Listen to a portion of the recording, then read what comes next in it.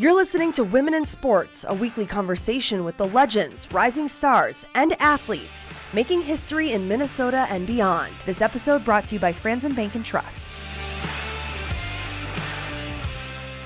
Welcome to the Women in Sports podcast and Happy New Year. I'm Marielle Mose. We are kicking off 2026 with a woman who is helping inspire athletes and teams in reaching their fullest potential. Dr. Cindra Kamphoff is here with us. She's an award-winning speaker, author, and mental performance coach for athletes, teams, and businesses.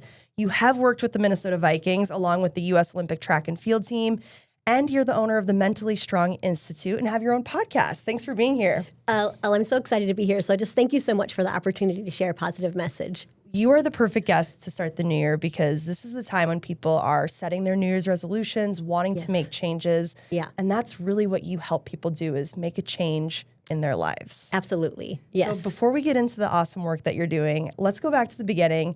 Tell me about little Cindra. Where'd you grow up? You live in Minnesota now, but where'd you grow up and how did sports play a role in your childhood? So I grew up in a small town named Sheldon, Iowa. It's just right over the border of Minnesota, and grew up playing lots of different sports. What I became really good at was cross country and track. And so my senior year, I broke lots of records, ran the fastest mile in the state of Iowa. So just had a lot of success. And then when I got to college, that's actually really where I struggled with the mental game and was just constantly in my own way, beating myself up, didn't understand the importance of moving on really quickly and the importance of having compassion with myself, and really just struggled with my own mindset and mental health throughout college. And what's interesting, Elle, is that's actually why I do what I do and drives me every single day so that people have more tangible tools to use so they can get unstuck and, like what you said earlier, achieve their full potential. How lucky are people to work with you then? Because you truly have the experience, like you've been in their shoes. Yes. Can you kind of take us back to that moment where you broke the state record in Iowa for the fastest mile, you go to college to keep running. What was the roadblock then that was stopping you from being an elite D1 athlete? I think what was stopping me was my own mind. And specifically what I thought I was the only one that had negativity. I thought that I was the only one that had this negative voice inside my head. Now I realize everyone has this negative voice, but we weren't really talking about, mental performance and mental health at that point. And I think that the real inner block for me was just this. I felt like the harder I was on myself, the more I'd get ahead. Maybe that would help me run faster on Saturday if I beat myself up more. But what ended up happening was I just got in this doubt spiral and my confidence really suffered, and therefore my performance was just really up and down, where one race I would do amazing, finish first for my team, and then the next race I would drop out. So my physical ability was consistent, but my mental strategies and tools were pretty much non-existent. And this sounds like it goes beyond just game day nerves, right? Absolutely. It was really how I was thinking about racing throughout the week. And, I think I had so much my identity wrapped up into my ability as an athlete. And so when it didn't go well, it was just it was devastating. And I didn't have the mental tools that I teach now. So that's why my work is really, really practical and easy to understand, really tool-based so that people can use it and implement it immediately. I think so many people, athletes and not, can relate to what you're saying. Even if you're not an athlete, you are giving presentations at school or work and you're performing. And a lot of people get in their own heads. Yeah. What do you think are the most common reasons people have this similar experience? I think people have very high expectations for themselves. And one thing that I know in terms of working with an elite sport, but also high-level college sports, is people really have this desire to be at their best. But we have this negativity bias. So what that means to me is negative events get stored more quickly and they linger longer. So just as a human, we're biased towards negativity. And I think people really, care. I find also a lot of people are perfectionistic and overthinkers. As a keynote speaker, I always ask people to raise their hand if they're an overthinker. And, 90% of the room literally raises their hand. And probably the other 10% are just overthinking if they didn't raise their hand. So true. So true. But, most people I find, most high achievers are overthinkers. They really care and they want to succeed. And we can take, our work so seriously and really beat ourselves up a lot. I think it's so true, the beating ourselves up part, because I really resonated what you said when you were like, it felt like I was doing the right thing by suffering. Yes, absolutely. Why do we still do that today? Like, is there some sort of endorphin rush we get from like pain or suffering? Well, it's interesting because we're motivated by both pain and pleasure, meaning like the pleasure of going after our goals, but then also what if we fall short? And I think what maybe people don't realize is the importance of being kind to yourself when you do fall short. And there's this whole body of research on this idea of self-compassion, and it's led by a woman named Dr. Krista Neff. And her research shows that when we are kinder to ourselves, it does grow our performance, it increases our confidence and, our motivation. So what that means to me is that when you do fall short of your goals, instead of being really harsh and critical of yourself, like I think of how we have this inner coach, an inner critic on our side of our shoulders, you get to decide which one that you feed and which one you really listen to. And when we're really harsh and critical of ourselves, that's where you got to just like take a step back and be kind like you would to a best friend. And, tell yourself you got this, you're going to get it next time. What you do is really important. Build your confidence back up. Totally. I see a therapist, super open about that. Yes. And one practice she told me, which I'm curious if you do the same with your clients, take a picture of yourself as a little kid and put it on the mirror and talk to that kid, because you're going to approach that child with a lot more compassion and kindness than you would your present day self. Is that a practice that you've heard of or do? I love that. I love that. And I think, when we're young, we're just so more carefree and we're free of this judgment. And that's a big barrier. When I think about just, for over my 20 years of working with athletes and executives and leaders, I call these inner limits. And they're the limits that we experience in our own mind. And they're limits like our own limiting beliefs about ourselves, our own judgment of ourselves and others, even comparison is an inner limit, and our own negativity and self-doubt. So those are just 4 of the biggest barriers that I see to human potential. Definitely. Oh my God. Comparison is probably top for me, at least. It's my whole life, like with grades and everything. And I know. I think it is something that's so hard to escape. I even heard my friend say the other day that after having a child, they compare other parents who have a child the same age and, they've developed faster than my kid. Am I doing something wrong? Like, comparison is constantly playing a role in sucking our confidence levels away. And, one thing we found from our research study is that Gen Zers, and I know we're going to talk about this, but Gen Zers defined in our study as ages between 18 and 29, that 1 in 2 Gen Zers consistently or frequently feel like they're not enough, and just as much compare themselves to others. And I think the reason is, healthy comparison can help us see where we are in the world and can motivate us. But we never compare our whole selves to someone else's whole self. It's usually just what we really desire. And so one of the things I tell my clients is like, what is this comparison really telling you? What is it telling you about what you really want and desire? And then, okay, let's take that lesson, but remind yourself of, what great qualities you have. What are your strengths? What are the things that you love about yourself? Because we don't automatically go there with that. So at what point in your life or your career did you move to Minnesota after graduating from Northern Iowa and kind of start this career you have today? So after Northern Iowa, I got my PhD and my master's at the University of North Carolina, Greensboro, where I studied sport and performance psychology. And then I moved here in 2007. My son was just 2 months old when we moved here, my oldest son, and took a job at Minnesota State Mankato. And that's where I really got just this, base of working in the community. We started a center through the Minnesota State, and our grad students do work all throughout Minnesota.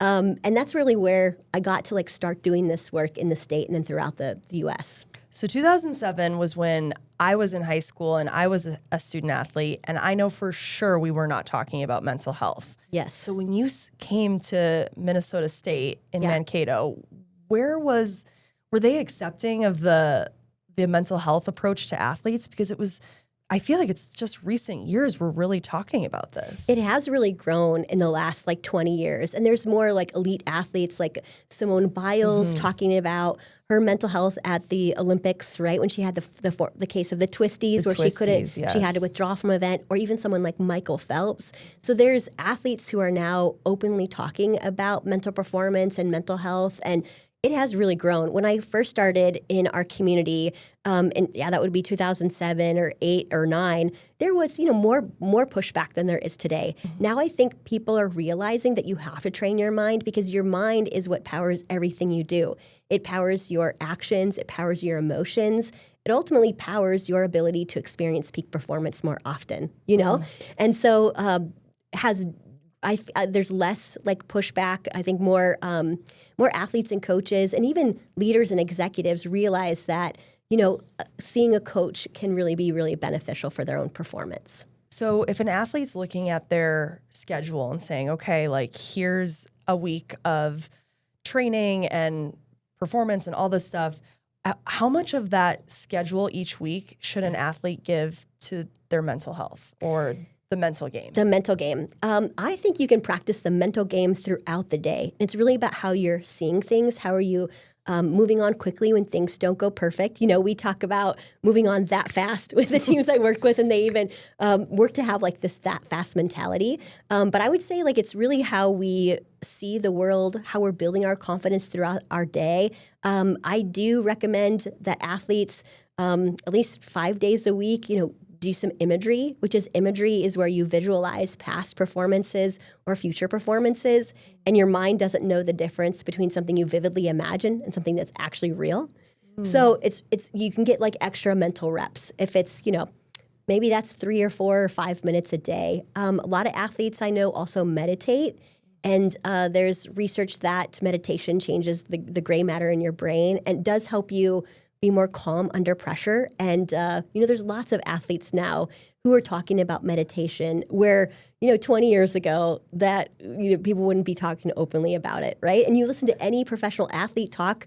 I was actually just thinking about Adam Thielen, who from the Minnesota Vikings, who wrote the foreword of my book, Beyond Grit. When he came back to the Vikings, his whole press conference was all about the mental game, right? When someone asked him, how are you the oldest wide receiver in the league? And actually he said, all throughout these years, I've been where my feet are. I'm controlling what I can control and staying in the moment, which I think is really difficult to do.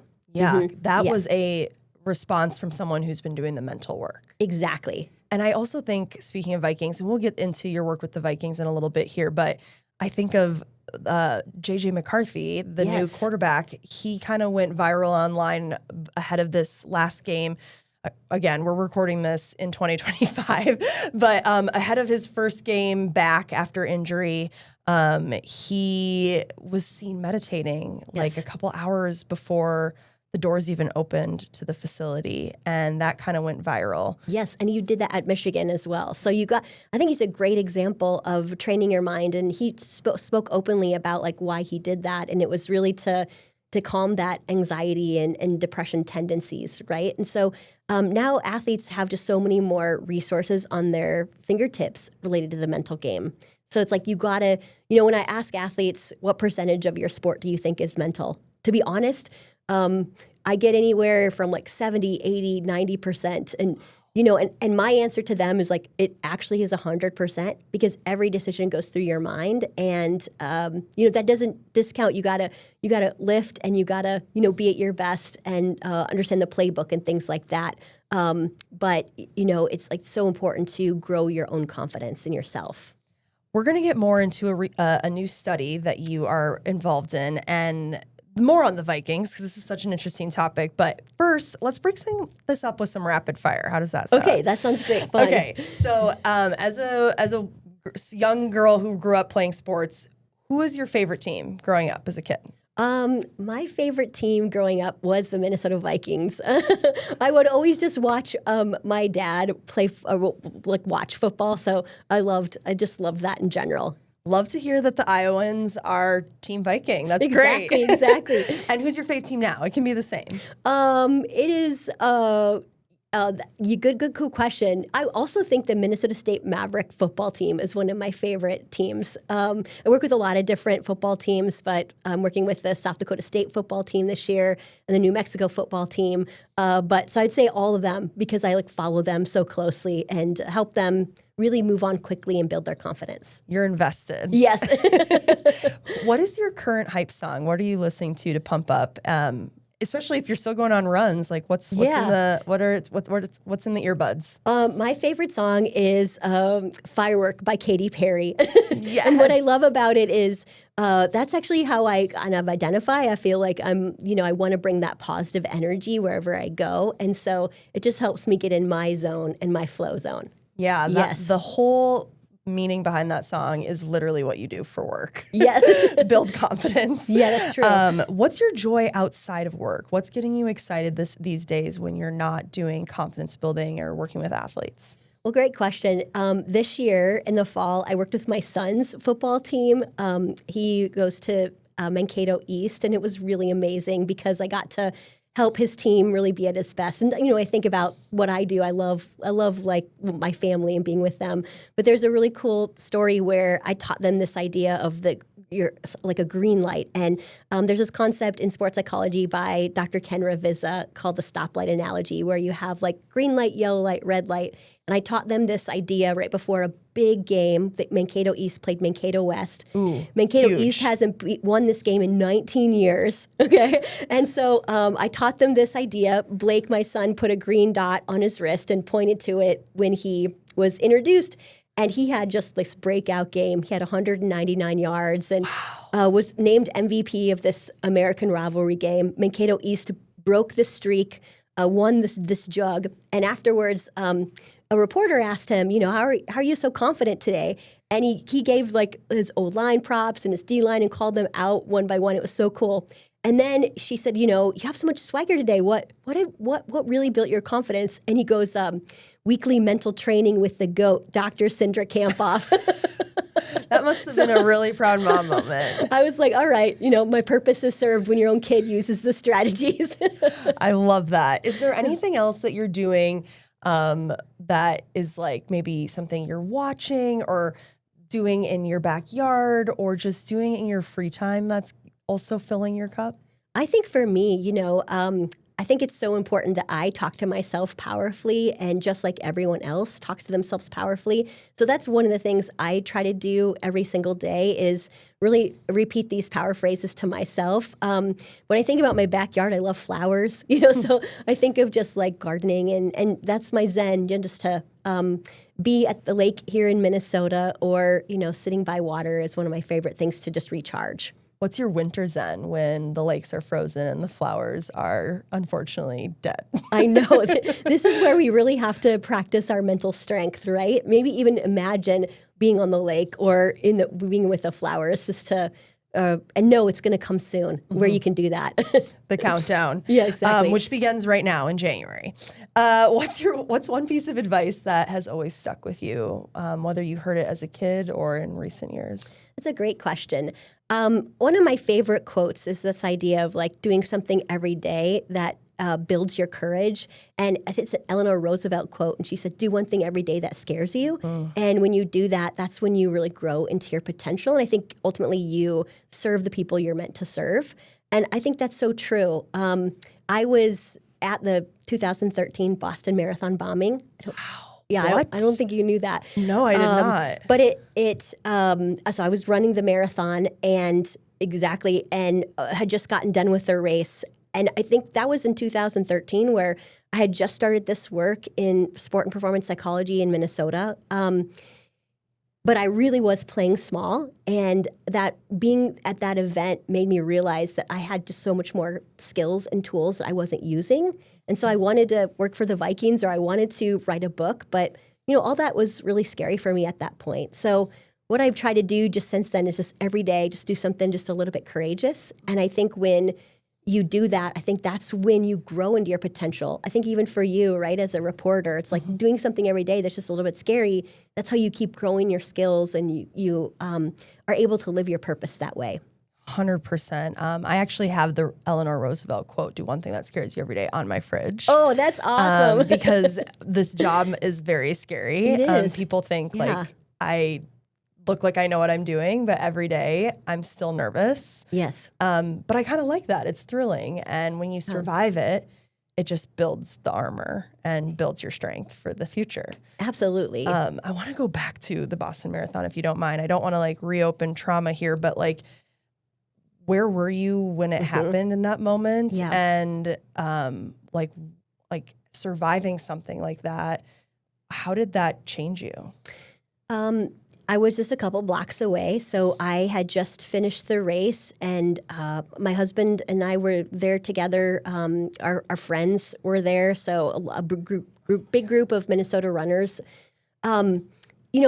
What's interesting is obviously it's very scary. There was rumors that there was like potentially a bomb in our hotel because we were so close to the race. What I think was most interesting to me, like that day, as I was trying to make sense of it, is that my race actually really didn't matter, even though I had trained for like 9 months for this race. What mattered most to me was like my family. And second was my passion and my purpose. And I just kept on asking myself like really big questions that day, like, why am I still here? And what difference do I make? And why do I do what I do? And I did have some post-traumatic stress when I got back. There was not a bomb in our hotel, which thank God.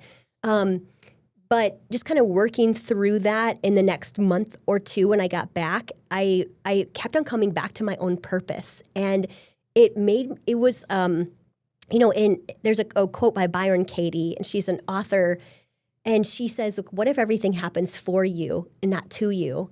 And I think there was a reason that I was there because it helped me wake me up to my purpose. And that really is what fuels me. And that's what sparked doing even more work and our mentally strong work throughout the state and throughout, the world, because, it's like helping people find their purpose is key. And that's, I think, where I found my purpose is those two events is, me running in high school and struggling, and then, being at the Boston Marathon bombing. Oh my gosh. Well, I'm glad that you were able to view it that way. And it sounds like really your career took off from there because you were able to say, I survived for a reason. Exactly. Let's do this. Exactly. And I keep that in mind, every day. I got more clear on what my purpose is after that day. And I think my purpose is to help people play bigger. And play bigger might not be always on the field, but it might be in life, like what you said about being courageous every day. And that's why I think I'm here on this earth, is to help people get out of their own way and to play bigger. And you need confidence to do that. You need the mental game to do that. I want to talk about your work more with the Vikings, because as Minnesotans and Vikings fans, that's so cool that you're working with the most high-level football players in our state. What would you say is the most common hurdle these Vikings players are dealing with that's preventing them from having full potential of their confidence? When I work with football players in general, I think there's so much pressure on high-level athletes, if it's college athletes or athletes in the NFL or any other professional athlete, because the desire is so there. So I think a common inner barrier is pressure and the way that you view pressure. There's a tool that I talk about called Learn, Burn, Return, and it's in my book Beyond Grit. And I have a couple of actions with them. It goes like learn, burn, return. That's what is it? Like learn. There we go. Burn, return.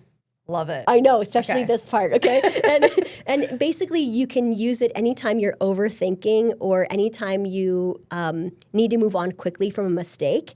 And really, when you do that with each other, you have more of like that fast mentality and you can move on quickly. But the tool is like you ask yourself, what would I do differently next time? That's the first thing you should do, because you want to take the lesson and you can't do anything about the past. Correct. And then you want to move on that fast, right? And you can choose an action or a phrase, what I do is I say that fast. And then this is like, you want to use the same that fast, or I'll give you another example in a minute, but same tool or phrase or action every time because it strengthens a new neural pathway.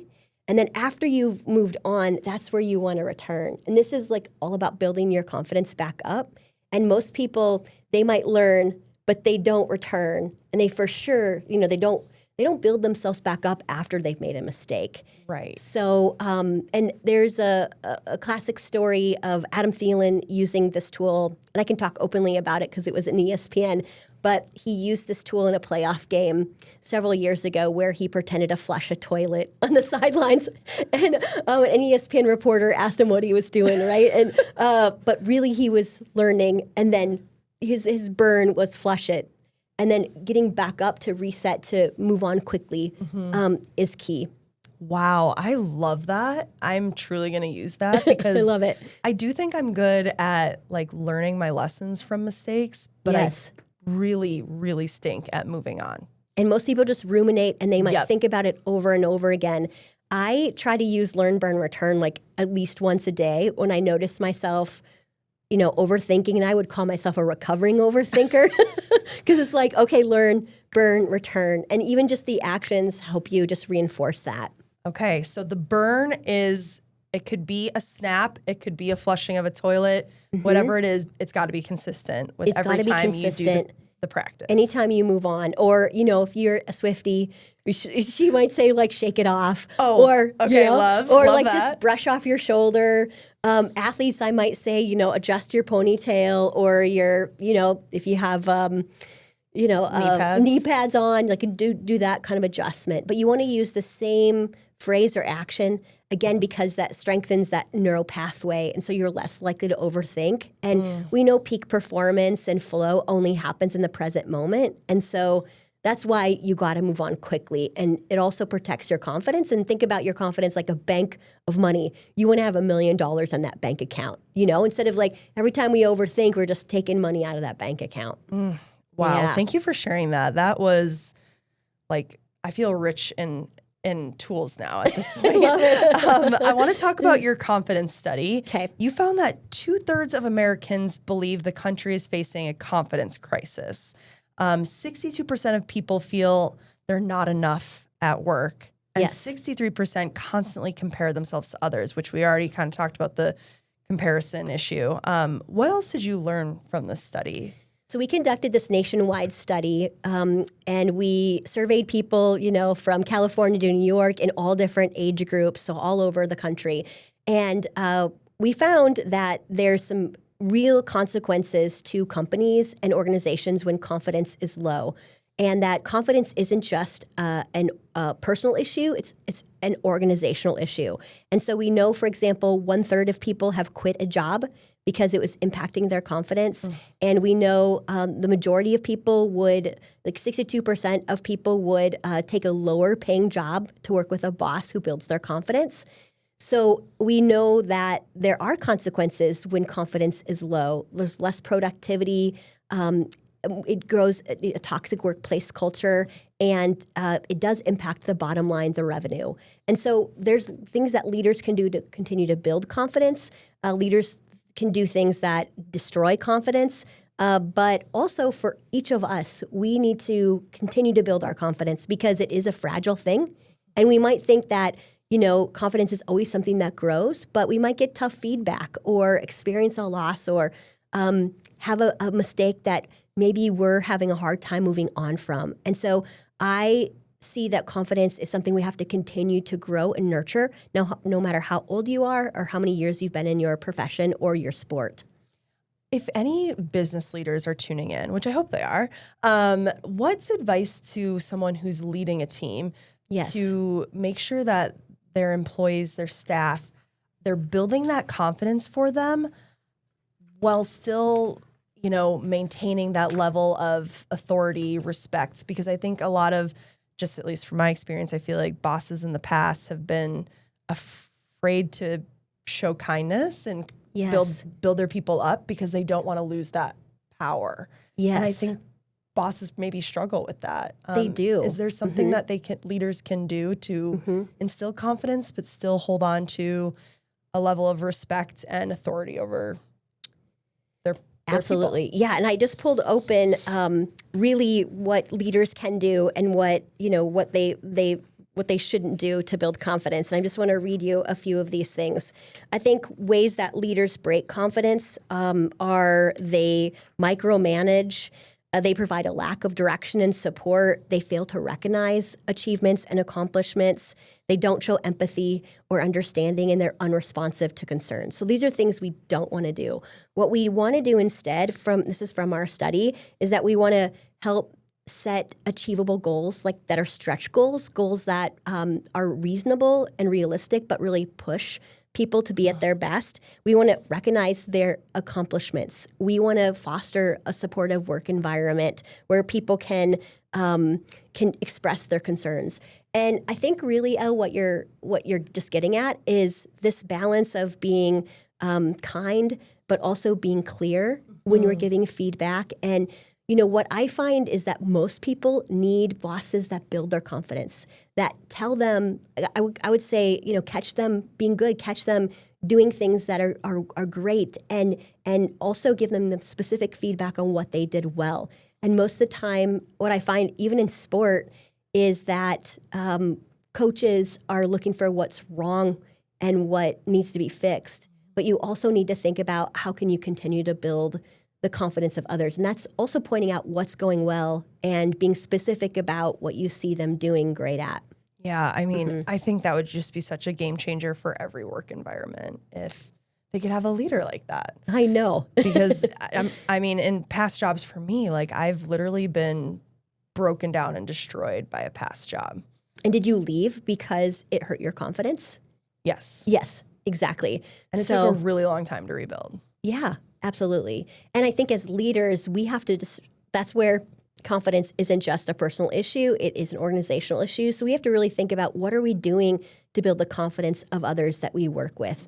How often are we giving praise, again, specific praise, not just fake praise, but how are we, really telling people the things that they've done well at? And when we do give feedback, we want to do it in a way that's kind and clear, but also isn't about the person, it's about their behavior. Because failure and mistakes are never who we are as a person, but what we do. And so we want to be really careful not to say you are always late. That's more of an identity. And we want to say, when you are late, this is the result of what happens. And this is what I'd like to see in the future.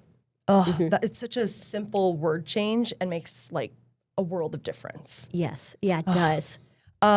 You were talking earlier about how Gen Z and millennials especially are impacted by low confidence. Yes. Social media, I'm guessing, probably the biggest driver of that.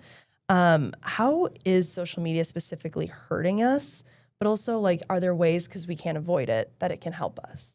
Yeah, absolutely. Yeah. So our study found 1 in 2 Gen Zers consistently or frequently feel like they're not enough. And which is concerning. You think about the Gen Zers that again, ages 18 to 29. And there's lots of reasons I think Gen Zers are feeling like they're not enough right now. It is because of social media. I think of my 2 boys. They're both Gen Zers. They experienced COVID and the shutdown at a really critical moment in time.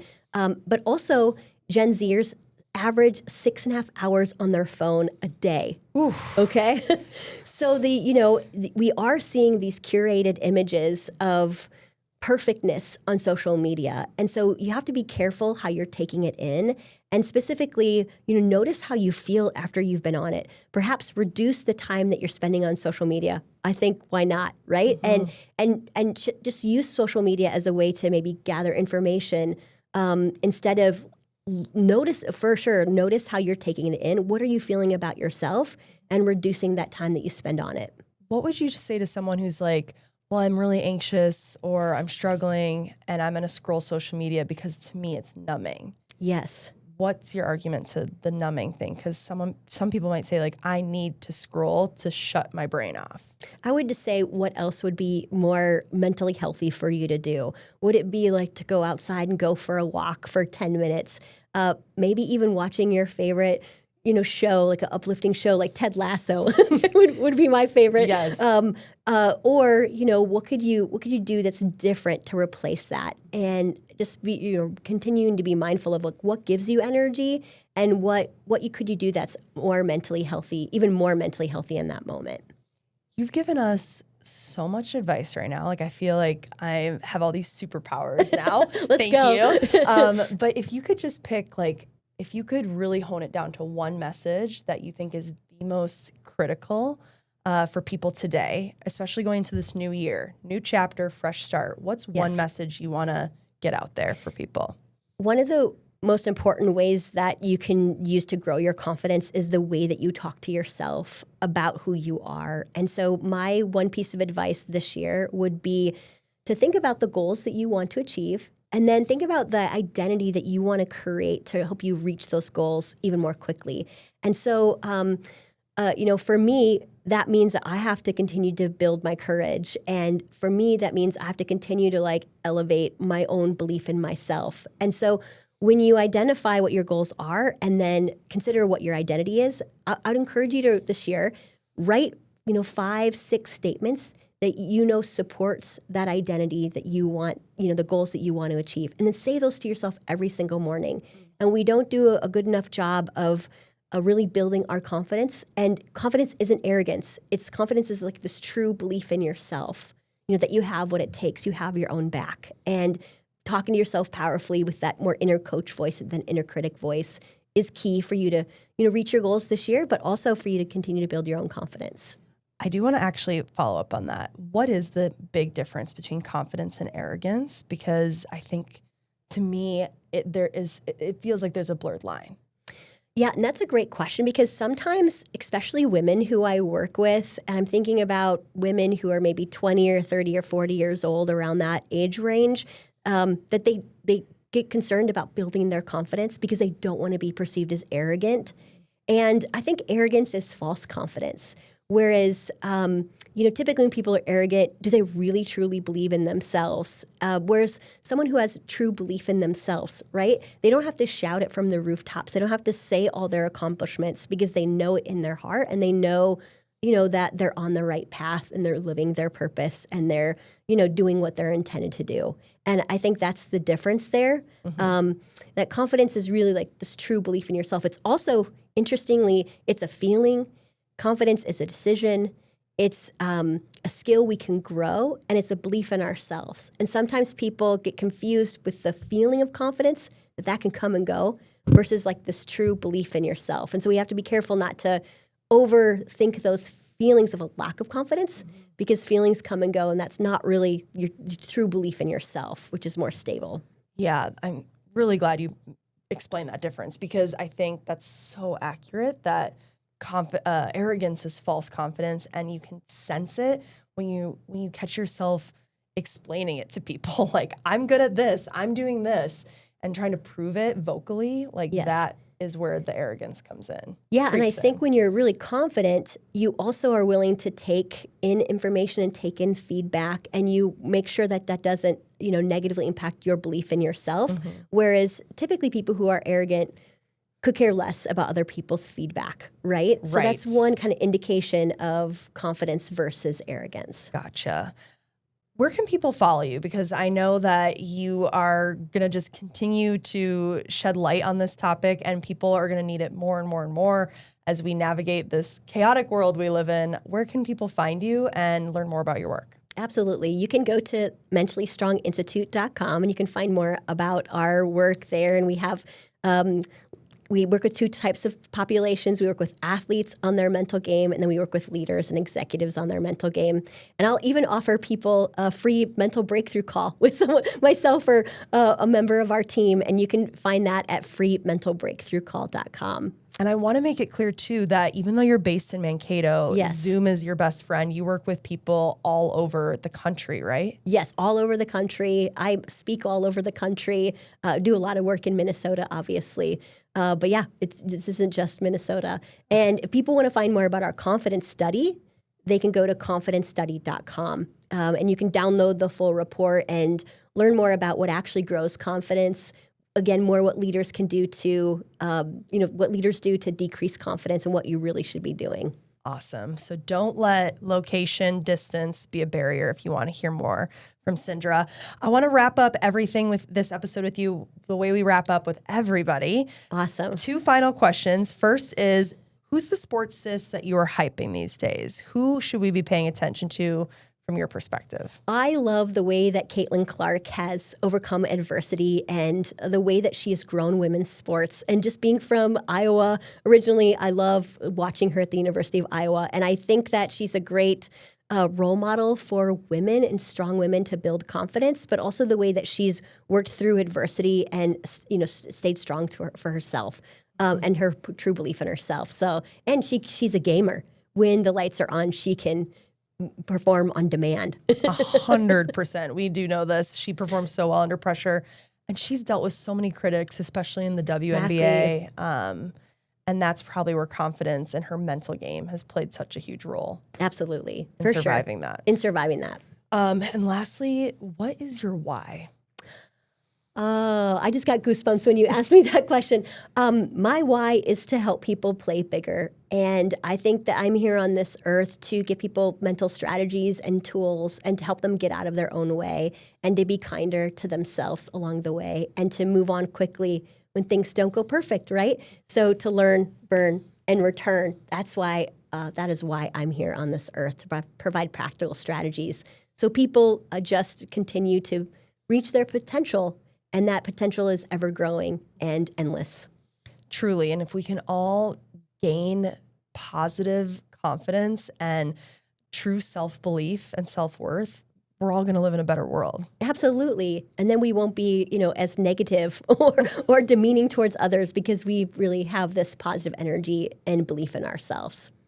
Cindra, thank you so much for coming in. I truly the learn, burn, return will save me going forward. I think there's before and after learning that skill. So thank you so much. This is amazing. Thank you, Elle. I appreciate you. Thank you. Thank you for listening to Women in Sports, a weekly conversation with your favorite female athletes. Find us wherever you get your podcasts. We'll see you next week.